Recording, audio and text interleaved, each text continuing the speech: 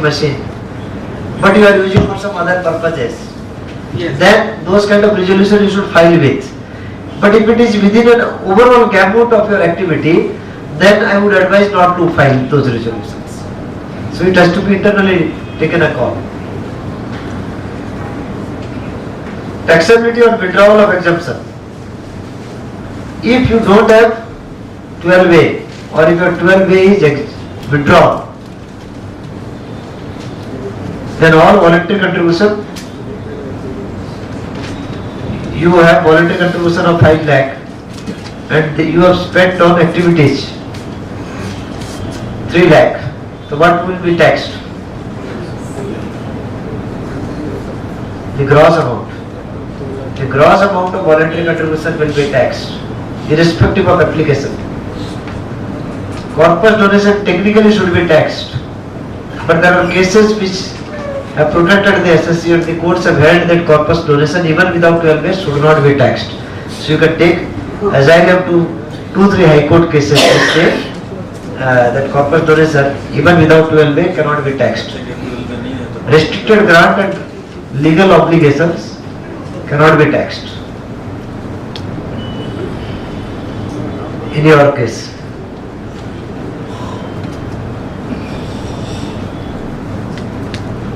Voluntary contribution.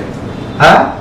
This voluntary contribution, Yes. when 12A is not granted, then will the expense of the organization be a charge against this contribution?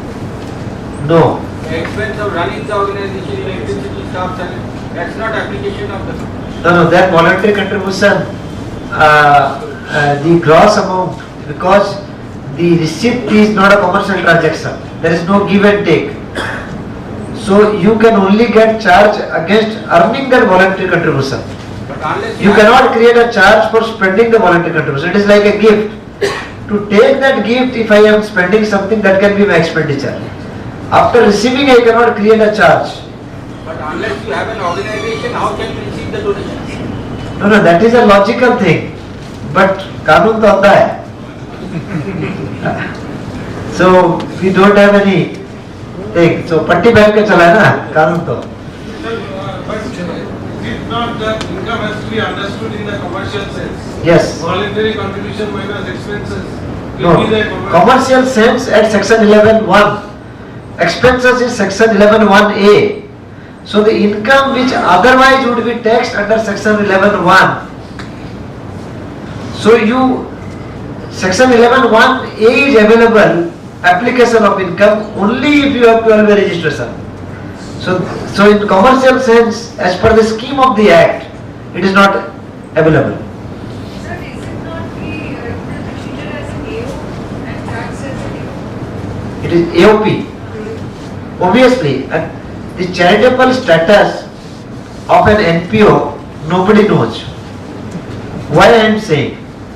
Because it has not been defined. The person, in the current scheme of Income Tax Act, the person does not define a trust or a AOP trust. It defines only an AOP. Supreme Court has said that AOP is a group of persons who get together with profit motive.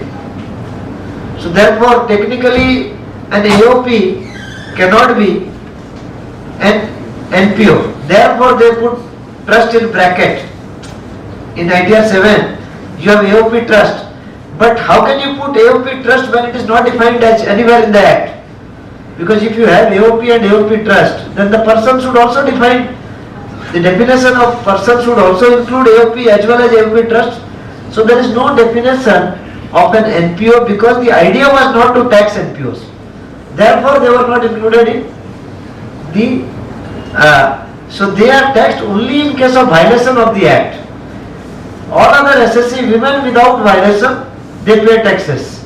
NPO will pay tax only if they do violation. So that was the scheme of the Act. Therefore, they were not defined under the person. DTC defines NPO, the proposed direct tax code.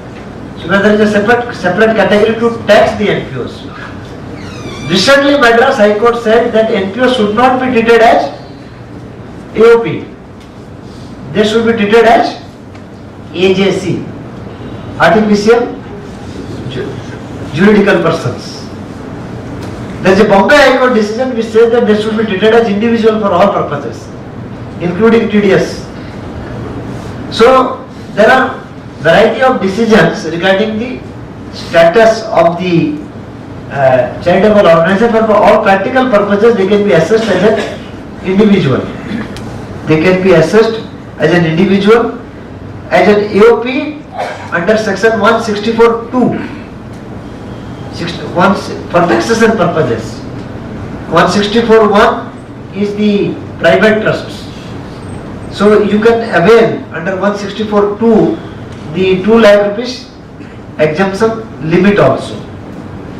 So as an AOP under 164(2), income determined under 5 heads.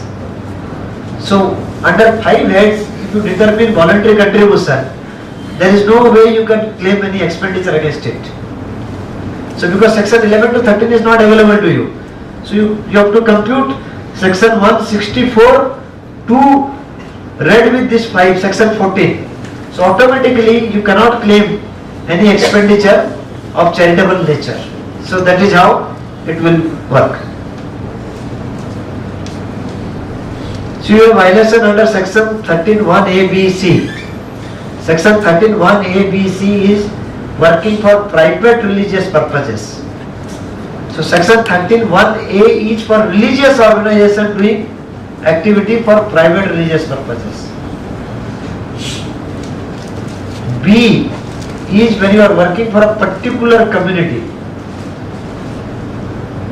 Charitable organization working for a particular community, it is not for religious organization. Charitable organization working for a particular religious community, except scheduled tribe, scheduled caste, etc. notified. C giving benefit to interested persons. ये 3 violation अगर होगा, so the law says your exemption will be lost. So that year you will be treated as a non-exempt entity. And as we said, 5 heads of income, section 164(2), where you will be taxed.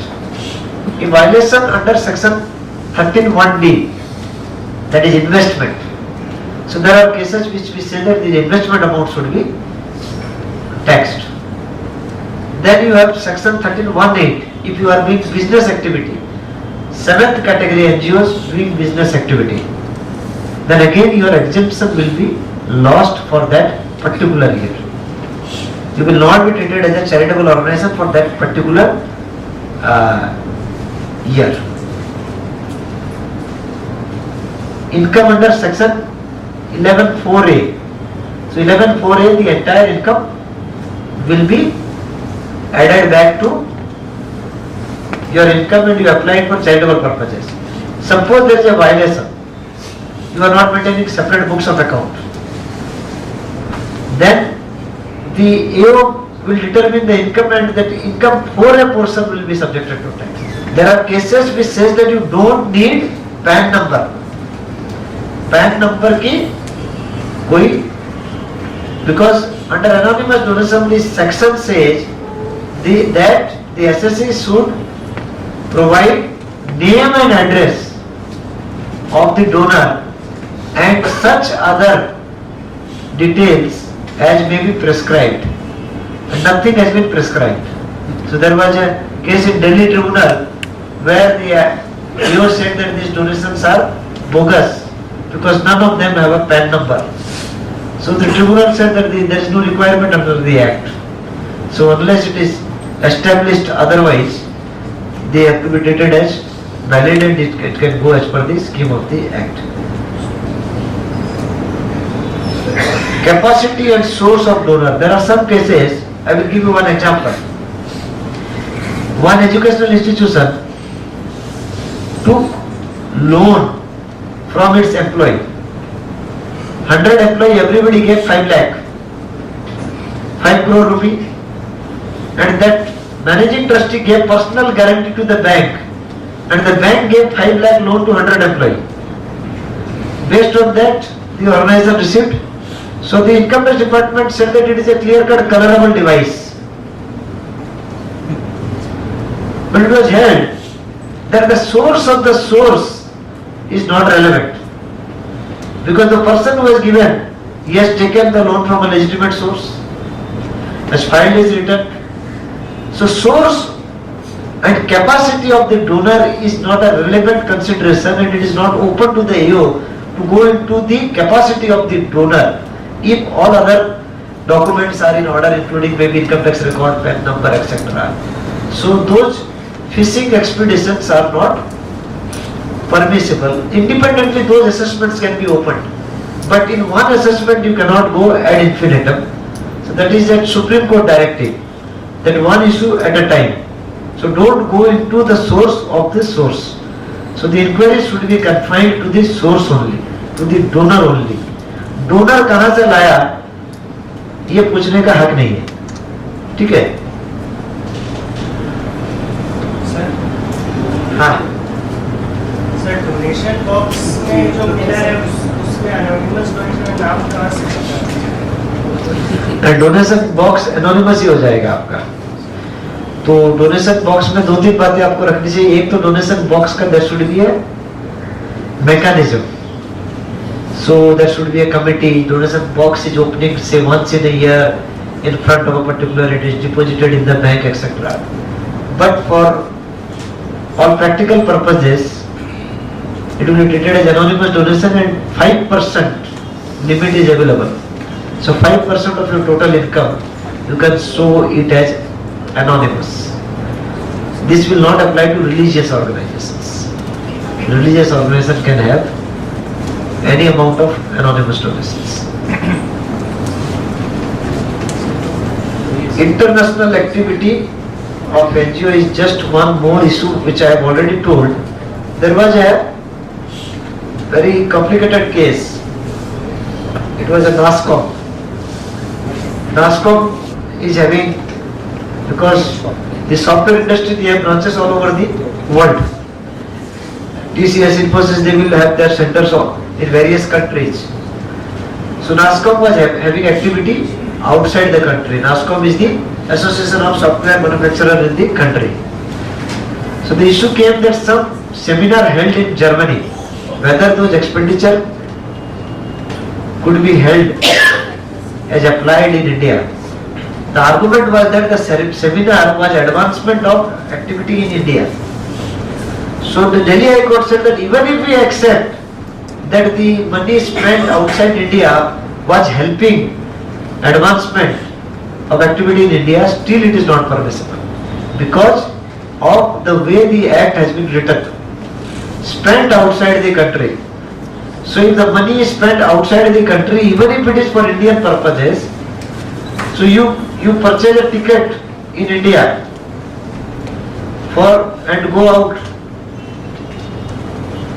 and come back, it will be activity permissible. But you purchase the ticket in London, spent outside the country. So the Delhi High Court said that the act has not been drafted properly. Therefore, anything spent outside the country shall not be treated as a charitable activity in India, even if it is serving an Indian cause. For instance, if you are operating a child, a poor child, outside the country because those services are not available in India. So any expenditure made outside India will not be treated as a charitable activity. This is the technical view as it exists and as interpreted by the Delhi High Court 2-3 years back. So this is a broad overview of the taxation law pertaining to charities. Sir. Charitable organization sales any property, capital gain analysis. So how the computation will be? Capital gain of charitable organization. मैंने एक ही चीज छोड़ी थी वो आपने पकड़ ली. तो whenever a charitable organization, there are 2-3 things. One, there is a special section called section 11(1)(a).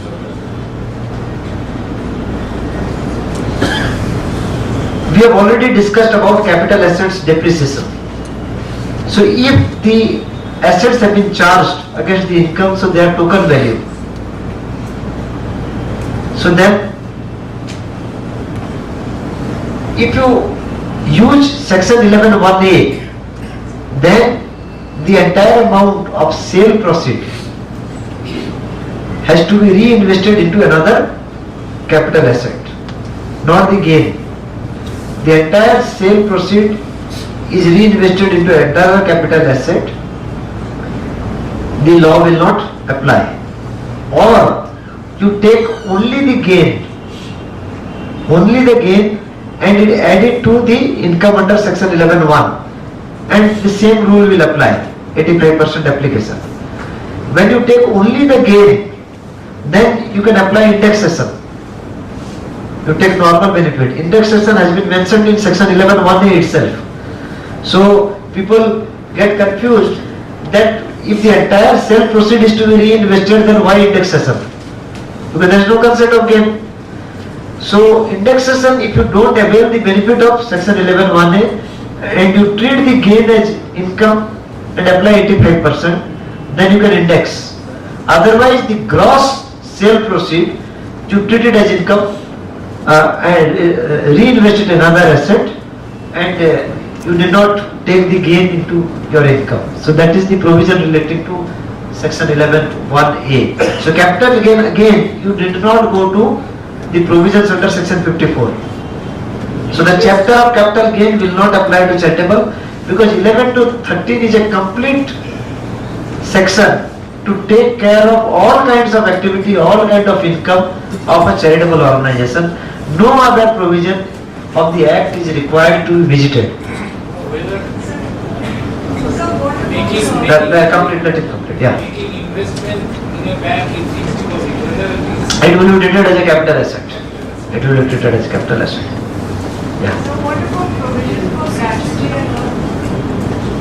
Provision for gratuity is a charge. It is a charge. So what is the issue? It will be treated as application of fund. Even if it is put in a fund which is a in-house fund.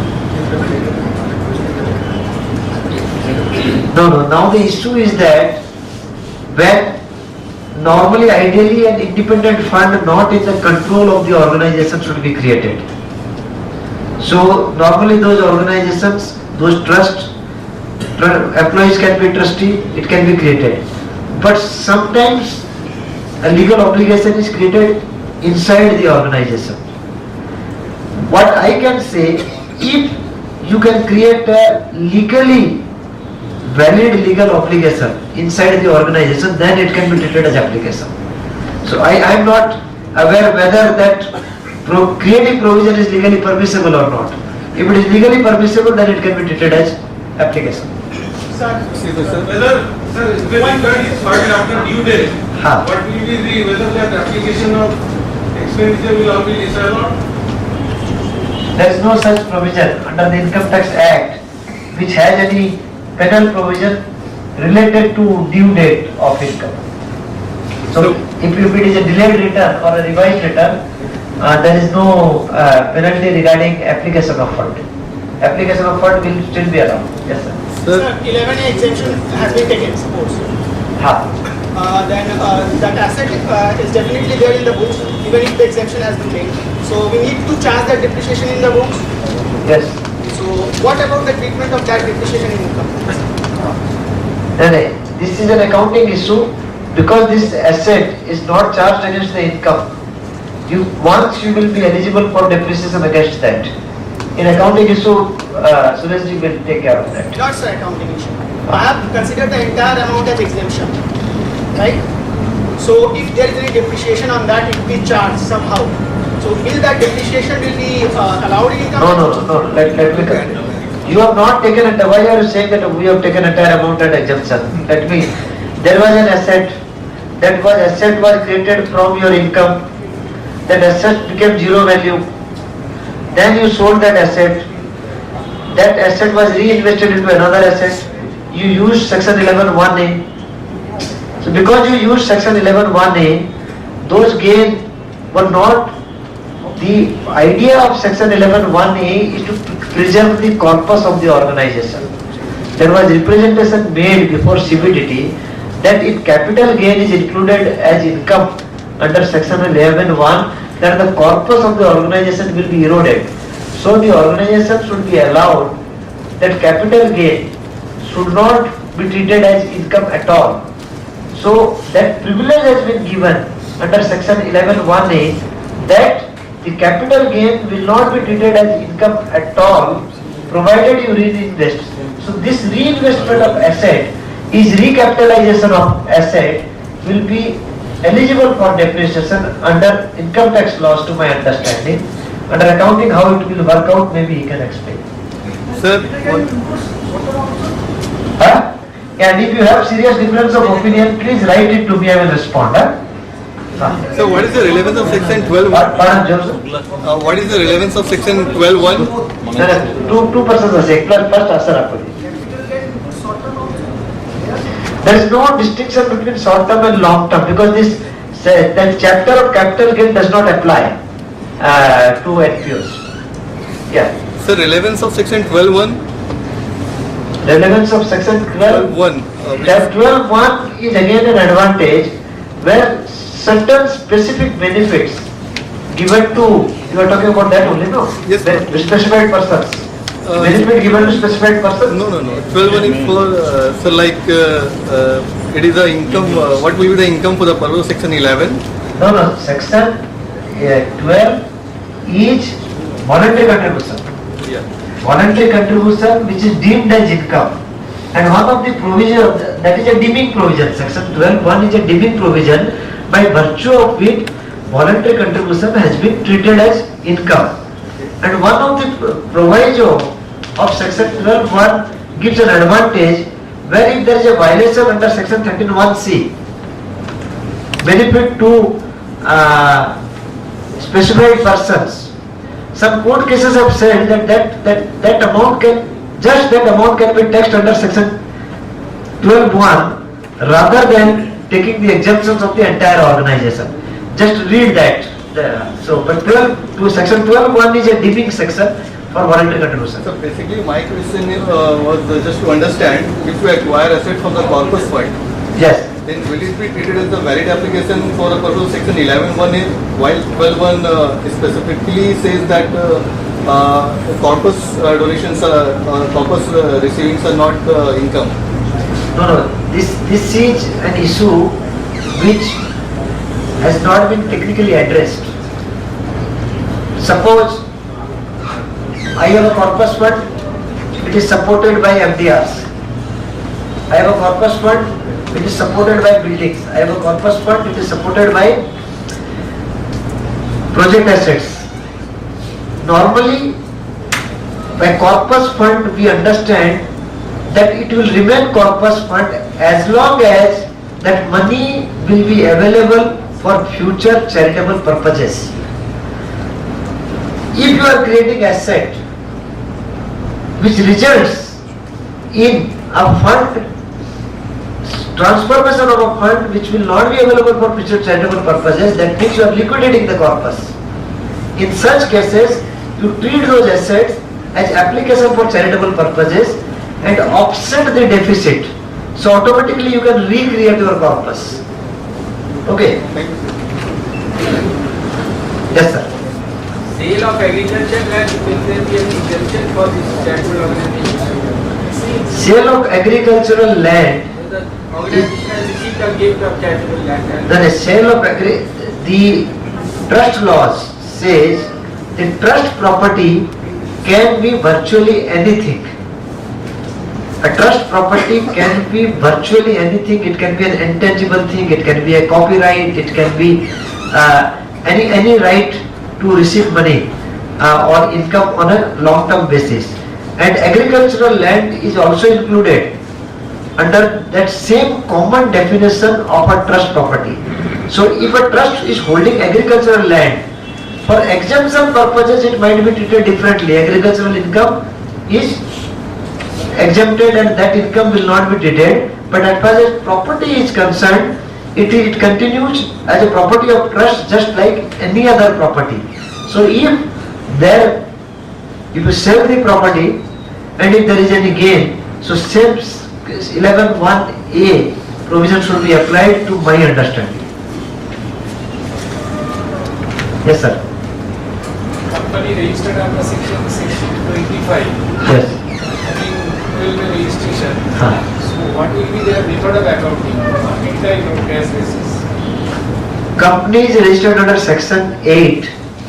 For the purposes of income tax, they are required to follow accounting standards and accrual basis of accounting for the purpose of Companies Act. But as far as Income Tax Act is concerned, they should technically prepare a separate state of audited report under Form 10B. So one should not apply the Companies Act principle when preparing an audit report under Form 10B. So the things and computation will be no different as far as a Section 8 company is concerned. Only when the exemptions are withdrawn or 12A is cancelled, then a Section 8 company will be treated as a corporate and those slabs will apply, not as an individual or an AOP. To my understanding, that is the only difference. But as far as computation is concerned, the same principle will apply. They may prepare a statutory audited statement for company law purposes and the computation. Some organizations, they use the same audit report under Form 10B and they prepare a separate computation. But my advice would be to prepare a special purpose audit report confining to the provisions of Section 11 to 13 for all organizations including Section 8 company. Sir, corpus fund till the time it is utilized, can it be invested in avenues other than those mentioned in 11.5? Say in No, because there is a under Section 13(1)(d), there are 4 or 5 provisions. One of the provisions says that even if you receive some shares or investments which are not in compliance of Section 13(11)(1)(d), then within 12 months from the year in which it was received, so it could be up to 24 months, you should convert them into 11.5 compliant assets. we have 2 years to comply with it. Yes, yes.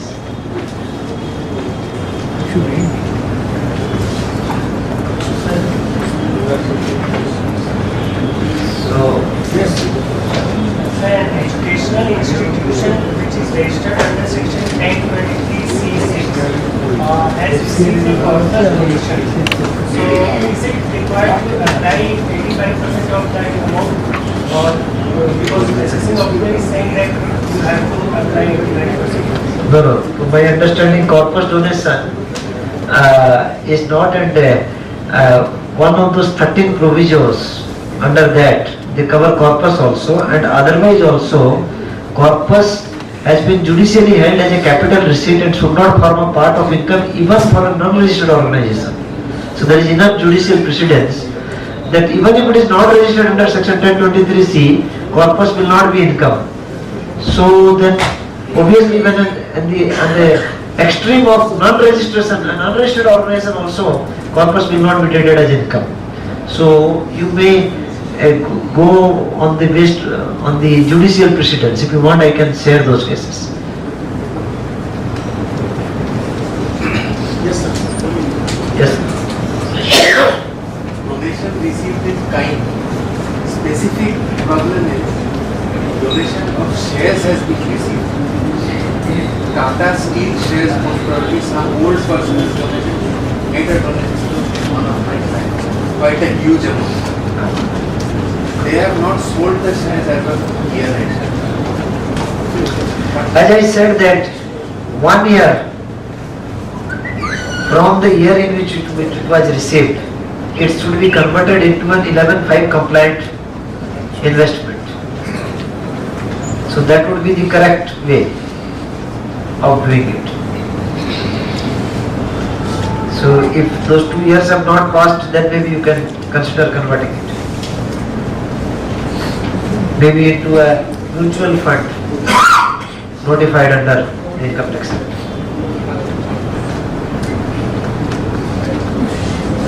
Yes. So So with this, I wind up my income tax session. Thank you.